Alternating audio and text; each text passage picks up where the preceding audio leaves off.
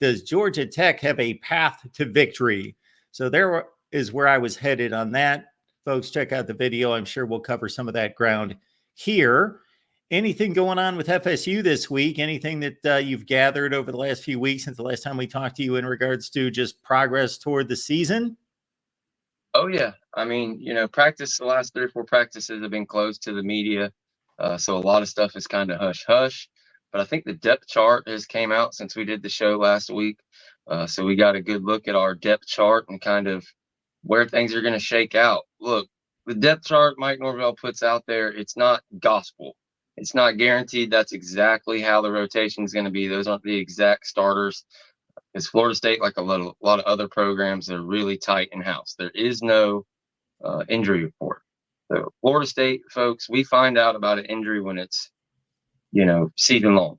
When it's you're done for the year, that's when Mike Norvell will come out and talk about it. But as far as being nicked up or being day-to-day decisions or questionable for the game, that's not going to show up. So when we talk about this depth chart and who's lined out on this thing, you can know full well going into Ireland that maybe that isn't the exact guy that runs out. You might find a couple of these guys aren't ready to go, but for the most part, there have been no reports of injury, so everybody's healthy and real fired up to get into the depth chart and look at it.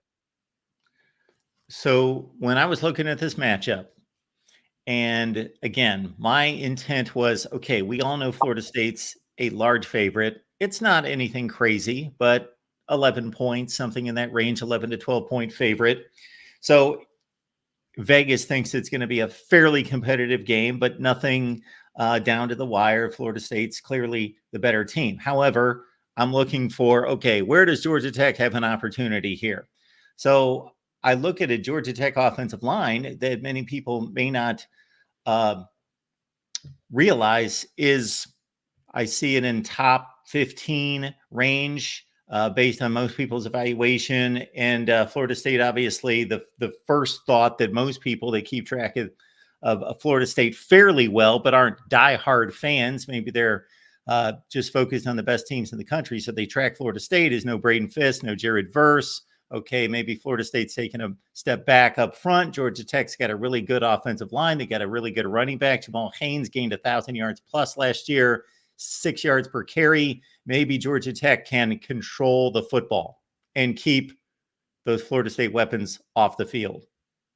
They would like to. And yeah, they show up in a lot of projections. They had one of the best offensive line and run games in the ACC last year, without a doubt. Their issue is kind of what we've been talking about Florida State the past couple of years. Their first team offensive line, if they can get lucky and all those guys can stay perfectly healthy, play together as a unit throughout the full year, I could definitely see them possibly having a top 10 to top 15 offensive lineman because they've got the size. They're 6'5" at left tackle, 6'6" at right tackle. Their interior goes 6'6", 6'4", 6'4", seniors and redshirt juniors across the board. So that's great. But where they run into trouble is their second team. And it's across the board. Their entire depth chart is loaded with true freshmen and redshirt freshmen. I mean, it's everywhere. So, kind of what we've talked about in previous, analysts of this game. I have full confidence they'll make this a game in the first half. It could be, tit for tat. Where Georgia Tech's going to run into issues when they play somebody like Florida State is when you're going to have to start rotating those bodies and the depth comes into things when you get down to the fourth quarter. I just don't know that they have the horses to keep up with Florida State. I think it's really fun. You want it to be a good game for narratives and things like that. I think Florida State fans are a little bit,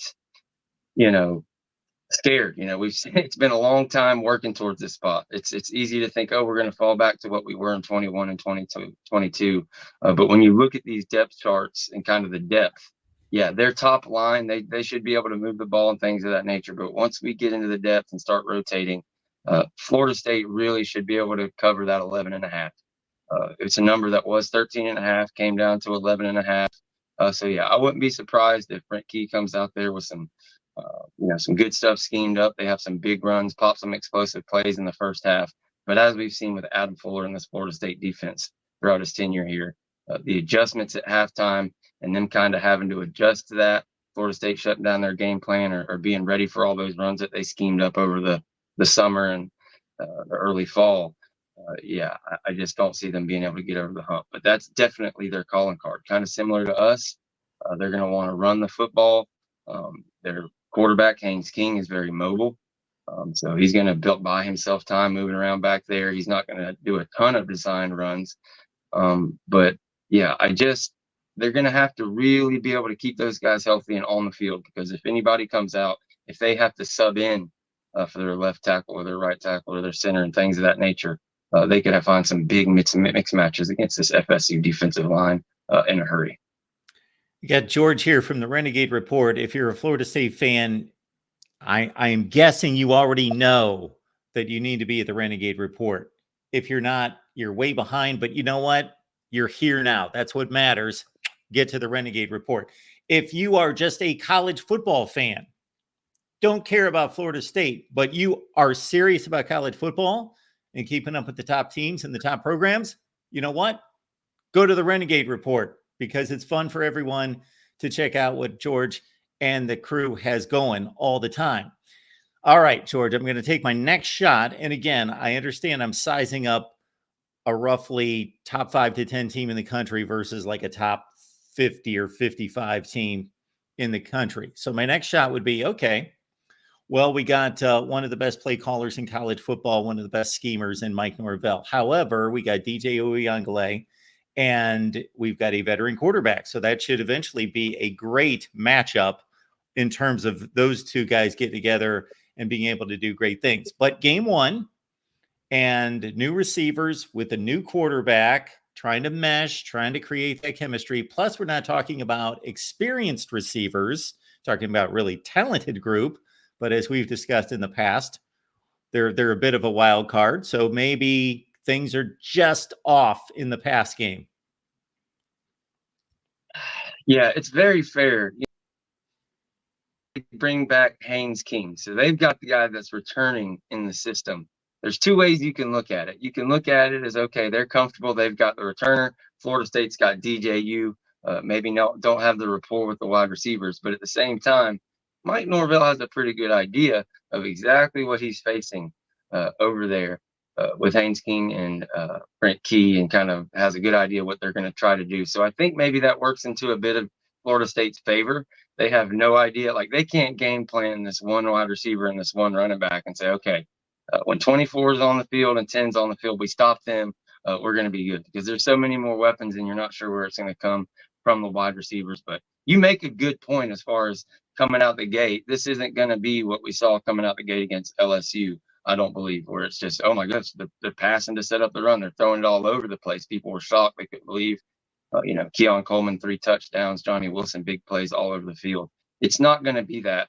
We're going to run to set up the pass. We talked about this a lot on our channel. We did a 20-minute video with Plant the Spear about the identity of this Florida State offense. It's going to be a locomotive. It's going to be a train on the tracks, and they're going to pound the rock. They're going to bust it outside. They're going to throw to these running backs a lot. Basically, we have 6 deep in the running back room. All of them can catch. All of them can run. If you're not a Florida State person and you're just kind of trying to learn about this matchup, Florida State actually has 2 starters at running back in their offense. One is a running back. The other one is called the tailback. So think of your tailback as a guy like Lawrence Toafili, the MVP of the ACC championship game for Florida State last year. He comes back reprising that role. You've got Roydell Williams, who came over from Alabama, and people say, oh, you just got a backup. Well, here's a guy who was a backup at Alabama, but ran for 500 yards on a trip to a college football playoff. Whether you think they should have got in there or not, he was on his way to more carries and more yards this year. I have every thought that if he would have stuck around and been with Caleb DeBoer, he'd have been the perfect kind of guy for him, and who knows where he would have went at Alabama. Super happy to have him. Florida State fans have seen Trayshawn Ward, and then Trey Benson kind of took over for him. They shared a year, and then Trayshawn Ward transferred out. Trayshawn Ward just didn't have that top end speed. He could really read the inside of the holes, hit gaps, and go, but he would get caught. He wouldn't finish runs. Trey Benson, kind of the opposite. Not the best at reading the routes, not the best at patience, but when he hit it or he found an open hole, he was gone. You weren't catching him. You're seeing a little bit of that play out in the NFL, but he did get taken early in the draft. He's doing well out there with the Cardinals. Roydell Williams takes what they do best, both, and he puts them together. He's got an ability to get skinny, get through holes, be very patient with his runs, get through I say he like phases through people's legs. It's the damnedest thing. He's got great balance, and he also has enough of that top end to break away and finish runs that maybe not quite as fast as Trey Benson. And if you're looking for a reason to really not be worried, or it's just that defense was cheeks last year. When you really get to it and you look at the depth chart and things, it's a lot of the same names, like the same exact names as last year, and behind them a bunch of freshmen, as I said, at backup positions. So unless a bunch of true freshmen and sophomores are going to like really step up for Georgia Tech, or that new coordinator works some crazy magic, it's just, I don't know how much Florida State's going to be forced to have to pass the ball, Mark. Yeah, that's a great point, and I'll back that up by saying, as I was looking at things yesterday, Georgia Tech's got a huge issue on the defensive front. So while they ran the ball as well as anybody in the ACC, 5.4 yards per carry, led the conference in rushing per game, they gave up the same on the ground, over 200 yards rushing per, like 221 per game in today's game. That's a lot of rushing yardage. 5+ yards per, well over 5 yards per carry, pushing 6 yards per carry, given up by Georgia Tech. Now they added a Penn State defensive lineman, a Miami defensive lineman, and that may sound impressive. Oh, they got a Penn State defensive line. These guys didn't play. They weren't like the best defensive linemen at Penn State or Miami. I'm sure they have talent. Obviously, they're coming from two great programs, two big-time programs. But Romello Height is a good addition that they brought in from USC, 4 sacks, but he's an edge guy. He's not necessarily going to factor in or have much impact if Florida State's dominating inside the tackle. So, yeah, Florida State has a huge advantage there in terms of controlling the ball and doing everything that Georgia Tech would like to do. Now, Haynes King, really nice quarterback, threw too many picks last year, probably because he's trying to make up for a talent deficit and a lot of comeback situations. This Georgia Tech team is also interesting in that I went through all of college football last year and I counted up all the double-digit upsets. There were 18 of them, and Georgia Tech had 2. They upset North Carolina. They were an 11-point dog. And, of course, the famous Miami game, they were a 20-point dog and pulled that one off that I'm sure I know you and a lot of people got a chuckle out of against the Canes last year. They also blew a game in which they were a double-digit favorite against Northern Illinois. So they were on both sides of it. I like their program. I think they've got some nice pieces and will make some noise against the middle tier of the ACC, and it'd be a difficult out for some people. And again, Haynes King is really talented and needs to cut down on the mistakes. And he ran for over 700 yards. So he's going to have to just have a remarkable game for them to stay in it for 4 quarters. But Florida State up front dominating with, we talked about the Georgia Tech offensive line and me looking for ways in which they could possibly win. The Florida State offensive line, because of that depth you talked about that Georgia Tech does not have, got to give Florida State a pretty significant edge. Even though that's a strength for Georgia Tech, it's a deep offensive line for FSU. Yeah, see, here's the thing. On offense, I talked about how Georgia Tech could be right there with FSU. They could make some big plays in the first half. You don't necessarily have to have the best talent in the nation to put together an offense. You can kind of raise the sum of all those parts through good coaching and doing things right. A quarterback can raise the level of an offense, put them on their back. If Haynes King goes out there and just makes, Sports Center top 10 play after top 10 play, he can keep them in it. Defensive side of the ball is a little different. Like, you really kind of, to a certain level, you have to have the athletes on defense. They have to react. They have to be able to go get it. That's where, signing 6 blue chips in the previous 4 recruiting classes total. With one, you didn't even sign a blue chip in the entire class. That's where that starts to come into effect on defense. There are some names you mentioned, some of them, Romello Height. People know Amari Harvey, Tallahassee native who transferred from Auburn. He's probably going to be their best DB But just not to be rude or mean or anything, just looking at these names, it's just not names, and we'll see. Like I said, some of those young players could jump up and flash, but with Florida State's brand of football and wanting to get 6 running backs involved and DJU being the size he is and everything else, I think the idea is going to be to get that defense so flustered trying to figure out what they can do to stop the run. And that's when you'll see Jalen Brown, Malik Benson kind of over the top. And also Kyle Morlock, the tight end, who has made some strides and really, rounding into form as the #1 tight end for FSU with some good blocking guys below him like Brian Courtney and things of that nature. And the true freshman also looking to make an impact. I put out an awesome short video on DBU as Florida State. So obviously the defensive side of the ball is loaded. Maybe the next thing we could talk about, and this is really a big blow for them. They've lost their starting kind of star tight end, who was a big part of their offense and was going to be a big comfort for Haynes King as well. So, just to emphasize the hay they need to make on offense. Not sure exactly how much that losing that tight end is, but I'm sure they can't be happy about that. Again, it's a top, even if you're being conservative, top 15 team in the nation taking on about a top 50 to 60 team in the nation. Most people have Georgia Tech right around 10th or 11th in the ACC out of 17 teams versus the team that's going to be basically odds-on favorite with Clemson and Miami right there in the ACC. So I would say if they played 100 times, Georgia Tech wins 10 or 12.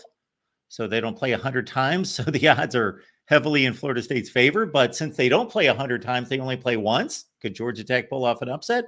Yeah, it wouldn't be the biggest upset in the history of mankind, but it's a long shot. George, did you get a chance to see this? This just came across my path here this morning. Pro Football Focus put out its college football quarterback rankings. And this is the entire Power 5, Power 4. I got to get used to saying that. Power 4. So there's 70 quarterbacks in the Power 4. I have not looked at this or anything, but yeah, they got DJ at 17.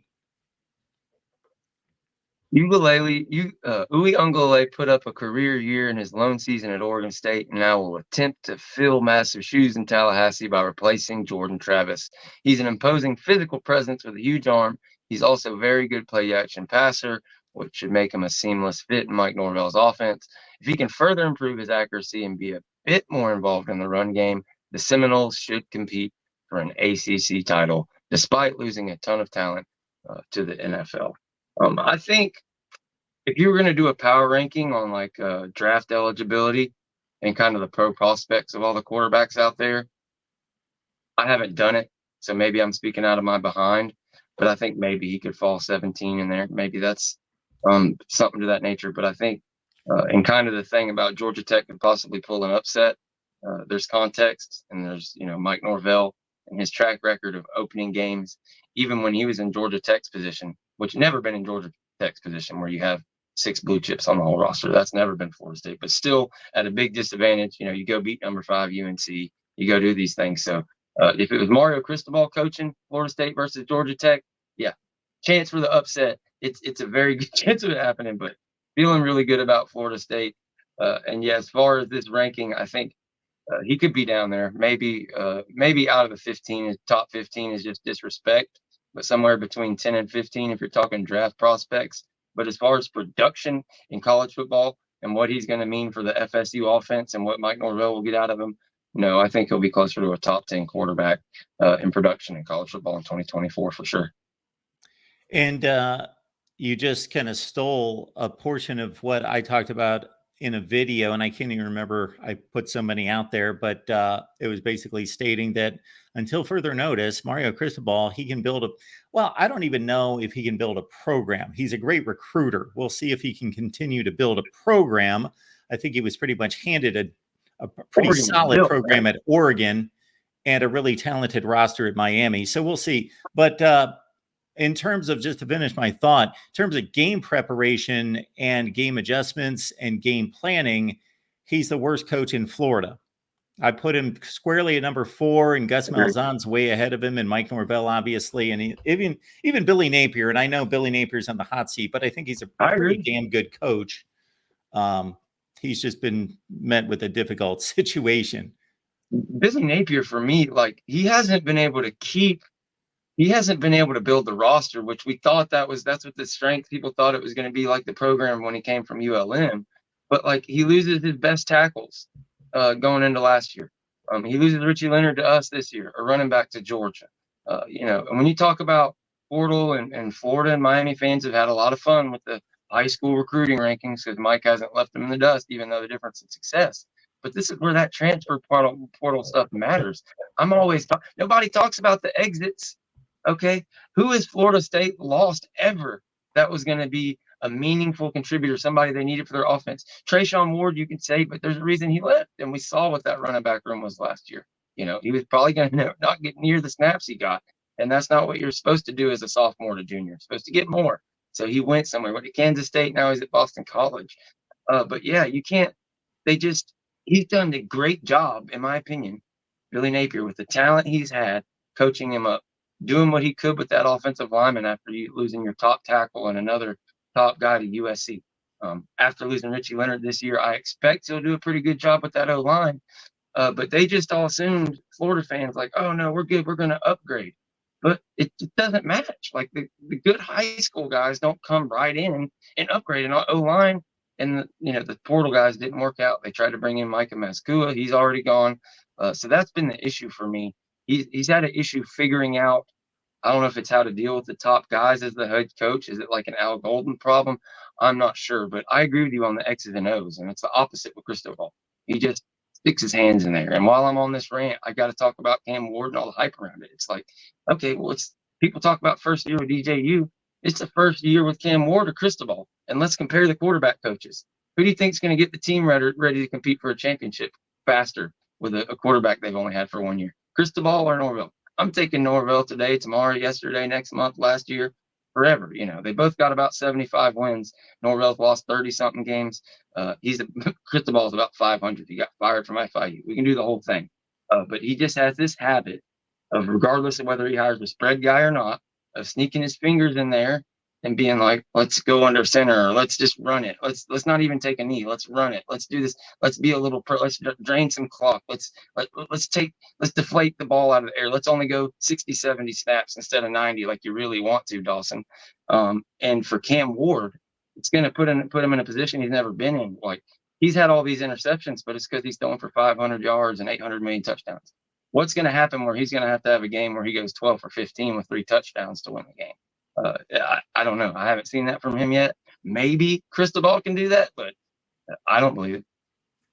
I think Napier could, but not Cristobal. I've got predictions coming out for the season on Thursday night, and I got to say, when it comes to the national landscape, I believe Ohio State should win a national championship, but I can't figure out as to whether Will Howard's good enough to win a national championship, so I probably won't pull the trigger on them winning a national championship because I don't think the 25th best quarterback in the country can do it. I think that drops them. I think the rest of the teams probably is better than Georgia, probably, but when you've got the 25th best quarterback and you get to the playoff and you're playing a semifinal game and you're playing the top 5 quarterbacks in the nation, I think that's too much to overcome. And the reason I bring that up with Miami, I think there's a situation there where I could argue that they're too deep, might be the best in the ACC, but I have a ton of faith in Mike Norvell, and I also have issues thinking that Cam Ward is going to be able to come in and be the type quarterback that he wants to be in a Mario Cristobal type system and the clash that you just outlined. And I've got a lot of faith in Norvell and obviously Dabo Sweeney. So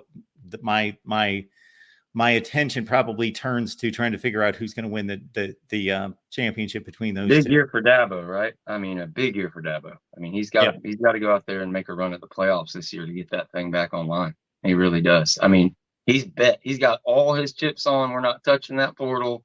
We're doing it the same way we've always done it, even though everything is completely changed.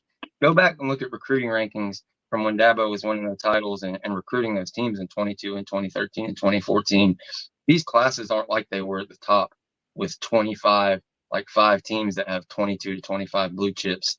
And then like you're not even in the top 20 if you don't sign 15. Clemson was signing like 11 blue chips in top 10, with a 50% blue chip ratio. It's something I need to do an article on it. It's like slowly happened or something, because these legendary recruiting classes you talk about Clemson, they're pedestrian. They're what Florida State has got the past 2 years everybody's been crying and moaning about. There were some great names in there, and I think folks are going to find out about Florida State's 24 and 23 classes. The same thing is true, but just the ability you can sharpen that thing with the portal. Bringing guys in and bringing guys out just as important. Like, a guy isn't going to work out, for a fact. He's been there 2 years, a year, and if this doesn't mesh, he's not going to see the field. What's the point of keeping him there? There's no point in keeping him there. You get somebody in, and you'll replace him with a junior or a senior who's ready to come in and play. But yeah, we're so close. I know we got a little off subject there, but yeah, can't wait for this game against Georgia Tech. Yeah, I think, we've been serious and worried about it being the first game, all the things that go in there. But as far as the Florida State fans that are watching, take a deep breath, trust your coach, trust the talent you've built up. And even if we did lose, it wouldn't be the entire end of the world. Luckily, the schedule really opens up nice for us. The first 6 weeks, Florida State's able to ease into this thing. We've got 3 bye weeks, and by the time that run really comes, you get Clemson, I think, October 5th, and then you get a run of like Notre Dame, Miami, Duke, and Louisville, maybe something like that. I can't remember. I'm probably speaking wrong, but you get a pretty good run of games at the end of the year. You got plenty of time to get ready for that, so we're going to be fine. And just to bounce back before we let you go on DJ, this is according to Phil Steele. So this is not a ranking of college quarterbacks. This is a ranking of college quarterbacks as they project in the NFL draft. So he's got a team of guys. Like, he's pulling from all sorts of personnel directors at the NFL level. DJ's number 21 in the country in terms of draftable quarterbacks. Of course, not playing this season yet. So things can change. And Haynes King is 43. That's where they stand again as draftable players heading to the NFL, just to provide a little bit more on DJ. Yeah, you brought up the Will Howard. Like, obviously, I'm entrenched into FSU everything, but like, is that Will Howard conversation as loud as this DJU one about putting the reins on what Ohio State can do this year? Because I haven't heard it that loud, and it's like, who would you take, Will Howard or DJU? It's like the same thing. Georgia Tech has Haynes King, so that's why they can win. But you just said it. DJU's 20 spots ahead of them, according to Phil Steele and the NFL guys. So, well, that was Haynes King. Yeah, well, that's what I'm saying. Okay. Haynes King is 20 spots behind DJU as well. So, like, but people act like Haynes King is the better quarterback in this game. That's like the national perspective. Yeah, it kind of is. Because I think obviously Florida State's a much better team. So people are just trying to find how can Georgia Tech possibly pull off an upset. So I went to Haynes King as well. He's been playing a lot of football, and he's a fun player. He's kind of a poor man's Riley Leonard.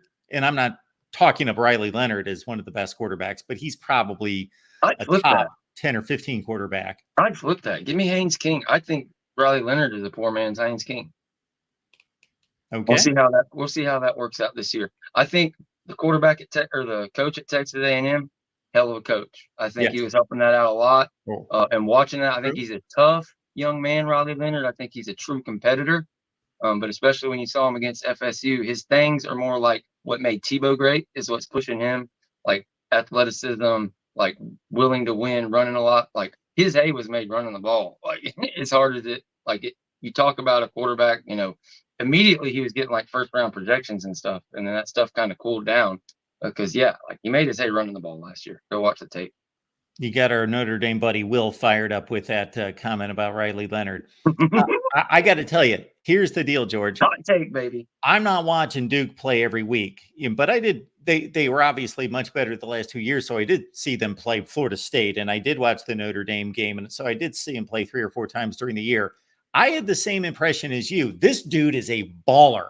He's a gym rat. He's a grinder. He's an athlete. He'll do whatever he needs to do. You get him on the run, he threatens the defense, whether he pulls it down but then I get my Notre Dame guy on here and he's telling me he can make all the NFL throws. And I'm like, did I see that? I didn't see him not make them, but I didn't see him make them. Like, I didn't see him attempt those. I thought it was a lot of just hit the tight end, hit the back. That's Yeah, what I get saw. yourself in trouble and then run for a first down, and then get yourself another chance and then run for a first down. Nothing wrong with it. Everything you said, those are all great things. And Yeah. a couple of years from now, he could be an amazing quarterback. But just we'll see. Maybe he just didn't do it because he didn't have the wide receivers that do. I just have a lot of faith in that coach over there. A lot of respect for him. So I think he's gonna. Texas A&M got lucky. I think they made a brilliant hire. Like I Well, got the kind of respect I have towards Norvell for him. So we'll see what happens over there. And Notre Dame is in a situation where it was they hired within a lot of respect for the guy. We'll see what happens. There was a lot of hype, lot more hype about that Wake Forest quarterback, I'll say, than this yeah. second transfer. So Well, he put up we saw huge how that turned out. numbers. Obviously, he had to in that offense at Wake Forest. He and the receivers were all they had, and he put up enormous numbers. And I thought Sam Hartman was going to be a little bit better as well. But I'm on the Elko train as well. I just think it's remarkable. They had lost like 17 out of 18 ACC games when he showed up. So he's playing with the same roster, except for the true freshman that he just brought in. So he's basically playing with the same roster, and they're suddenly a 9-4 team. They aren't supposed to beat Clemson like that. Like Yeah, they're they beat supposed to be Clemson. in that Florida State game. That made sense. That's something. That's the difference. That's what I'm talking about with Georgia Tech. They could put an effort like we saw against Duke, where they play above their pads. They've got a quarterback playing out of his mind. But come fourth quarter, especially the last 10 minutes, that's when that stuff. That's when the top 10 teams with the depth show off. So the fact they did that to Duke, or Clemson. I mean, they weren't supposed to do that. So you say what you want about Clemson being down and things of that nature or whatever, but yeah, for Elko to come out and beat Clemson after, what'd you say, 15 or 16 games they lost before that, like unreal stuff he did. And yeah, A&M did the opposite of what they did with Jimbo Fisher. They made a good hire this time. All right, George, appreciate you being here. Renegade Report. Hey, it's the only game this week. You might as well be an expert on it. So check out the Renegade Report. Get psyched up for basically 72 hours from now. 3 days from right now, we're leading into kickoff from Dublin at noon Eastern time, everyone. Renegade Report with George. The Florida State shows tonight on the FSU channel with George and myself as well. George, appreciate you being here, man. Good to see you. Absolutely, man. Anytime, man. College football is even more exciting with some action on the line. And the games are even better when you're cashing in. And the Voice of College Football is the place to be to get the greatest value. Let's start with my picks. 75% against the money line, 58% against the spread. I've got a 40-year track record. In fact, in 2023, at $100 played per game, you would have netted over $9,300. And guess what? I'm just the warm-up act. Steve Merrill, our ace in the hole, show stopper from Wager Talk. 6 years with the Voice of College Football, over 30 years in the industry. Steve gives us analysis on all the big games, but you can't miss Steve's weekly under-the-radar pick, which went 21-5 against the spread the last 2 seasons. I repeat, 21-5 against the spread. You also get picks from some of our top analysts here at the Voice of College Football, including Steve Dace and Matt Zemek. Become a YouTube channel member or Patreon member for just $99 per month. Go to the main channel on YouTube, click join, and select the betting tier. Do the same thing on Patreon. Make 2024 a winner now.